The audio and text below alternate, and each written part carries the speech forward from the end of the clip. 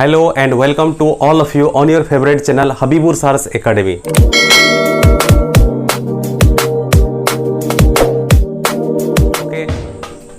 देखिए आज हम पढ़ेंगे प्रोनाउन, जो पार्ट्स ऑफ स्पीच का जो सेकंड पार्ट है वो।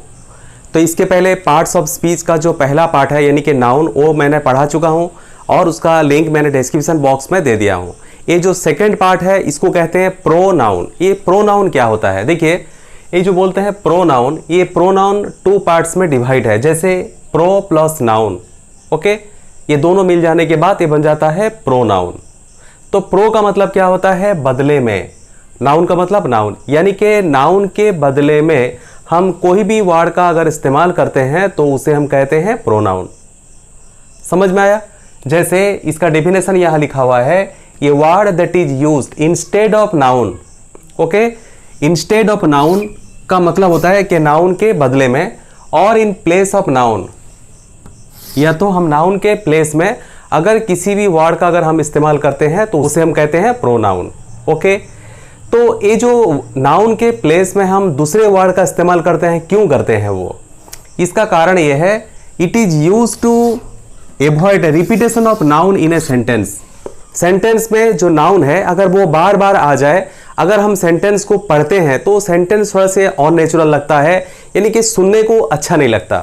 तो इसलिए एक बार हम नाउन का इस्तेमाल करते हैं और उसके बाद अगर वही नाउन दोबारा आए तो हम उसके प्लेस में हम किसी और वर्ड का इस्तेमाल करते हैं। जैसे एग्जाम्पल देखिए यहां पे मैंने एक एग्जाम्पल लिखा हूं, Hari is absent in the class. Okay, Hari is ill, उसके बाद हरी इज वेरी सिंसियर। तो ए सेंटेंस में देखिए Hari is absent in the class, फिर दोबारा आया हरी। ओके, हरी इज इल, फिर तीसरे बार यहां लिखते हैं हरी इज वेरी सिंसियर। ओके, तो अगर इस तरीके से अगर मैं बार बार हरी हरी हरी बोलूंगा तो सेंटेंस थोड़ा सा अननेचुरल लगता है। इसलिए हम पहले वाला हरी को रखते हैं और दूसरे वाला हरी में मैं यहां पे लिखूंगा ही। ओके, ही इज इल और हरी इज वेरी सिंसियर, यहां पे हरी के लिए मैं लिखूंगा ही, यानी कि ही इज वेरी सिंसियर। तो ये बन जाएगा आपका Hari is absent in the class, he is ill, he is very sincere. Okay, ये जो वर्ड है ही, यानी कि हरी के प्लेस में यूज किया गया, ये है वर्ड ही, ये भी हरी के प्लेस में यूज किया गया। तो ये रहा आपका ही प्रोनाउन, ये रहा ही आपका प्रोनाउन। ओके, और कौन कौन सा वर्ड है जिन्हें हम प्रोनाउन कहते हैं? ये रही देखिए दूसरी वर्ड, जैसे कि she, they, we, us, you, it, this, that, such etcetera, और भी इसके बाद है।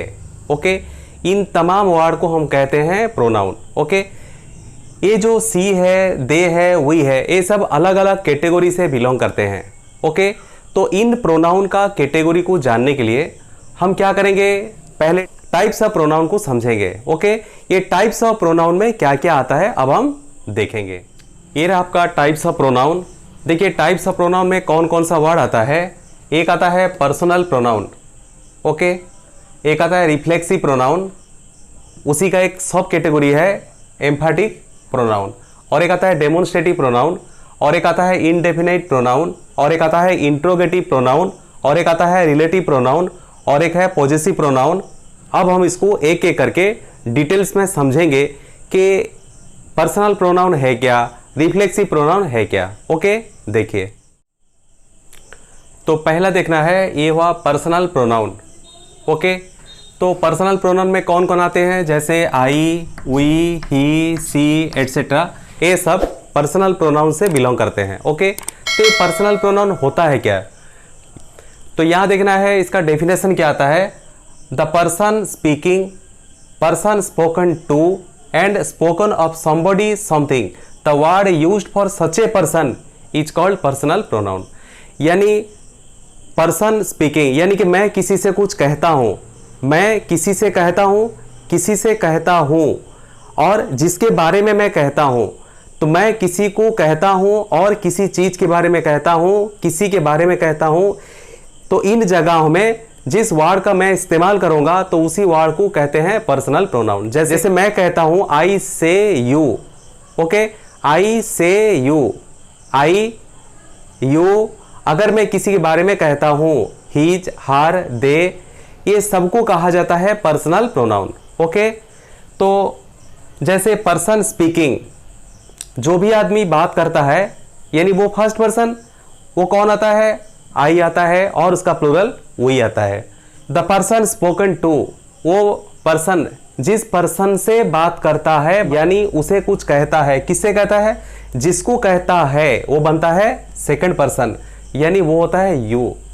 और स्पोकन ऑफ समबडी और समथिंग, ओके, तो स्पोकन ऑफ समबडी समथिंग ये बनता है आपका थर्ड पर्सन, जैसे ही है, सी है, दे है, ईट है, एटसेट्रा एटसेट्रा होता है।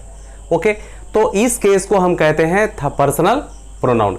ये जो पर्सनल प्रोनाउन है इसका दो रूप आता है, एक सब्जेक्टिव रूप और एक आता है ऑब्जेक्टिव रूप। ओके, देखते हैं ये जो पर्सनल प्रोनाउन है इसका सब्जेक्टिव रूप में कौन कौन सा आता है और ऑब्जेक्टिव रूप में कौन कौन सा आता है। ये रहा सब्जेक्टिव एंड ऑब्जेक्टिव रूप। ओके, जैसे देखिए यहाँ पे सब्जेक्ट है आई, इसका ऑब्जेक्टिव रूप क्या हो गया? मी और माइन। ओके, यहाँ पे सब्जेक्ट है वी, इसका ऑब्जेक्ट क्या होता है? अस। यू, वैसे यू रहेगा, he, his, she, her, it, it, they, them. Okay, तो ये पर्सनल प्रोनाउन में से कभी कभी सब्जेक्ट जब वो ऑब्जेक्टिव रूप लेता है तो उसका रूप चेंज हो जाता है। जैसे देखिए आई ईट मैंगो, तो यहाँ पे आई ये पर्सनल प्रोनाउन है, वो भी सब्जेक्टिव रूप है इसका। Okay, mango is eaten by me. Okay, ये जो बाई मी है ये मी आपका हो गया पर्सनल प्रोनाउन, यानी कि ऑब्जेक्टिव रूप है। देखिए ये रिफ्लेक्सिव प्रोनाउन है क्या? यानी कि reflexive pronoun is used when object of a verb refers to the same person और सेम थिंग्स। यानी कि इस सेंटेंस के अंदर में जो ऑब्जेक्ट होता है वो सेम पर्सन और सेम थिंग्स, जो सब्जेक्ट है उसी को आइडेंटिफाई करता है वो, यानी कि जो है ऑब्जेक्ट और वही है वो सब्जेक्ट। ओके, तो इसलिए लिखता है it means object and subject are the same. तो इस सेंटेंस में जो भी ऑब्जेक्ट है वो सब्जेक्ट के जैसा बराबर है।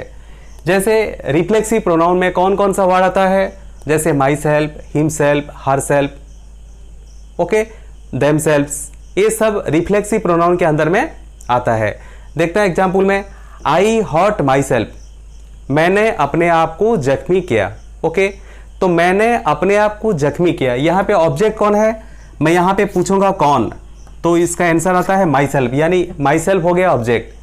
तो ये जो माई सेल्फ, मैं अपने आप को हर्ट किया। ओके, जो माई सेल्फ है ऑब्जेक्ट, यानी कि आई के जैसा समान है वो। ओके, तो यहाँ पे ऑब्जेक्ट और आई बोथ इक्वल होने के वजह से ये माई सेल्फ मैं कहूँगा रिफ्लेक्सिव प्रोनाउन, यानी कि ऑब्जेक्ट खुद रिफ्लेक्ट करता है किसको? सब्जेक्ट को। ओके, ही किल्ड हिमसेल्फ, वो खुद को मार दिया। वो किसको मार दिया? ना खुद को मार दिया। ये जो हिमसेल्फ है ये आपका आ गया ऑब्जेक्ट, ये जो खुद को, वो खुद को मार दिया, यानी कि हिमसेल्फ जो ही को इंडिकेट कर रहा है, इसलिए हिमसेल्फ हो गया, यानी कि रिफ्लेक्सिव प्रोनाउन। ओके, अब देखना है एम्फैटिक प्रोनाउन क्या होता है। यहां देखना है ये जो लिखा है एम्फैटिक प्रोनाउन, ये क्या होता है? देखिए, when reflexive pronoun is used to give emphasis on a particular noun. When reflexive pronoun यानी कि जो माई सेल्फ है, हर सेल्फ है, हिम सेल्फ है, अगर उसे हम यूज करते हैं give emphasis on a particular noun, अगर किसी नाउन के ऊपर में ज़्यादा एम्फासिस देने के लिए अगर हम उसका इस्तेमाल करते हैं तो उसे हम कहते हैं एम्फैटिक प्रोनाउन। ओके, जैसे I myself have done this. Okay, ये जो रहा आपका माई सेल्फ एक रिफ्लेक्सिव प्रोनाउन है। ओके, फिर इसको मैं एम्फैटिक क्यों बोलूँगा? इसलिए कि ये जो माई सेल्फ है ज़्यादा एम्फासिस देता है किसको? न आई के ऊपर, यानी कि आई माई सेल्फ, मैं खुद इस काम को किया हूं। ओके, और एग्जाम्पल देखिए, she herself solve this question.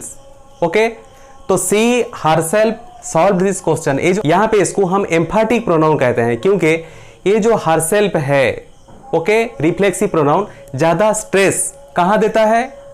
Noun के ऊपर, यानी कि सी के ऊपर, क्योंकि वो खुद क्वेश्चन का आंसर को सॉल्व की थी, मैं यहाँ हरसेल्फ को कहूँगा एम्फैटिक प्रोनाउन। अब देखना है डेमोन्स्ट्रेटिव प्रोनाउन क्या होता है। डेमोन्स्ट्रेटिव प्रोनाउन क्या होता है? The word that points out the particular subject और पर्टिकुलर पर्सन। ओके, कोई भी वर्ड पर्टिकुलर पर्सन को अगर इंडिकेट करता है तो मैं उसी वर्ड को कहूँगा डेमोन्स्ट्रेटिव प्रोनाउन। ओके, तो कैसे वो वर्ड किसी पर्टिकुलर नाउन को, पर्टिकुलर सब्जेक्ट को, पर्टिकुलर पर्सन को इंडिकेट करता है। एग्जाम्पल देखिए, this is a present from my friend. This is a present from my friend. Okay, this is a present, this is a present, ये रहा present जो मेरे दोस्त ने दिया है। तो दिस इज ए प्रेजेंट, ये जो दिस कहलाता है ये यहाँ पे किसी न किसी सब्जेक्ट छुपा हुआ है। ओके, तो this is the present from my friend, तो यहाँ पे एक सब्जेक्ट छुपा हुआ है जो किसी पर्टिकुलर सब्जेक्ट को इंडिकेट करता है वो। ओके, तो दिस हो गया आपका डेमोन्स्ट्रेटिव प्रोनाउन। ओके, उसी तरह मेक हस्ट, ओके, जल्दी जल्दी कर। Okay, that's a good boy, अगर वो लड़का जल्दी जल्दी काम कर दिया तो मैं क्या बोलूँगा? That's a good boy. ये जो दैट्स लिखा हुआ है ये भी पर्टिकुलर किसी लड़का को इशारा करता है वो, जबकि ये दैट्स किसी लड़के को इशारा करता है, तो ये दैट्स हो गया आपका डेमोन्स्ट्रेटिव प्रोनाउन। यहाँ पे एक बात को अच्छी तरह पॉइंट आउट कीजिए कि जैसे अगर ये दिस के पास में और दैट के पास में अगर कोई नाउन बैठ जाता है तो ये दिस और दैट जैसे डेमोन्स्ट्रेटिव प्रोनाउन कहलाता है, ये डेमोन्स्ट्रेटिव प्रोनाउन नहीं कहलाएगा। वो क्या कहलाएगा? Demonstrative adjective. ओके, अब देखना है indefinite pronoun. Okay, a indefinite pronoun क्या होता है? The word that refers to the persons और things in a general way. Okay, यहां लिखा हुआ है general way, but do not refers to any particular person और थिंग्स। ओके, किसी पर्टिकुलर पर्सन्स और थिंग्स को इंडिकेट नहीं करता।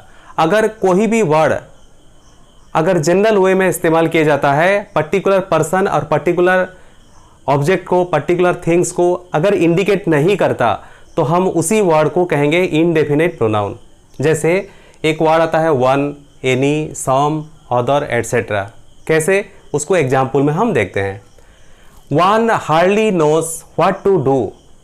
One hardly knows what to do, कोई एक है जिसे क्वचित मालूम है कि क्या करना है।